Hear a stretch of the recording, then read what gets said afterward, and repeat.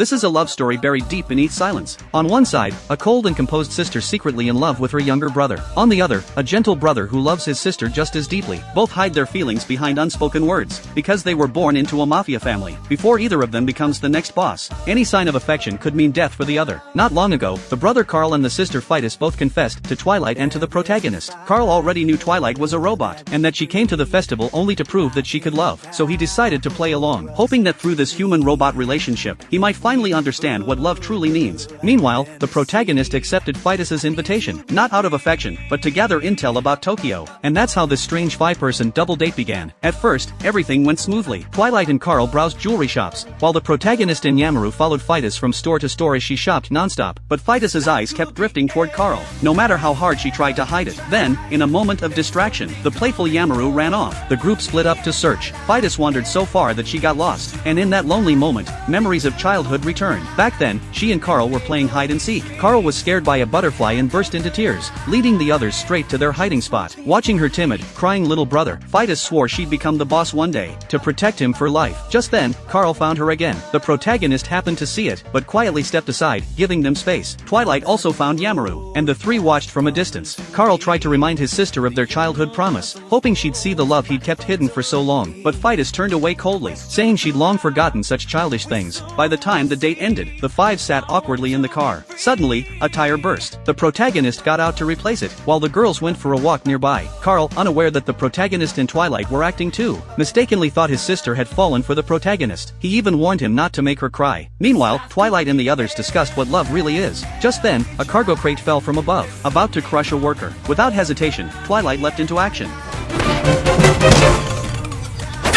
Someone in the shadows saw everything. Phytis realized the truth. Twilight was indeed a robot, but robots can't bear children. She couldn't understand what Carl was after. When she saw Carl and the protagonist approaching, she ran off. Carl asked the protagonist to comfort her, and that's when she revealed her past. That she, too, used to cry easily, saying she didn't want to be the boss. But in their family, refusing that role meant exile. So Carl had vowed to become boss himself, to change the family, so Phytis would never cry again. Yet his kind heart made him secretly care for even those siblings cast out. Phytis didn't want him to bear such pain. It was too cruel for someone as gentle as Carl. Elsewhere, their father, the mafia boss, learned that Twilight was a robot. Driven by greed, he wanted her for himself, even if it meant sacrificing his own children. That night, as the group shared dinner, the boss stormed in with his men. He already knew Carl and Phytis loved each other, and according to family law, that was unforgivable. He declared that a sterile leader was unacceptable. Then he gave Phytis a choice: kill Carl, and she'd become the next boss. Knowing delay meant death for both, Carl begged her to shoot, but she couldn't. Instead, the two decided to rebel. Against their family, against fate itself. Carl finally saw his father for who he was, a man who loved power more than blood. Enraged by their defiance, the boss ordered everyone killed and Twilight captured. He thought it would be easy, since Twilight had supposedly drunk herself unconscious, but what he didn't know was that robots can disable their alcohol processing system. Twilight had only turned it off for the thrill of pretending to be drunk.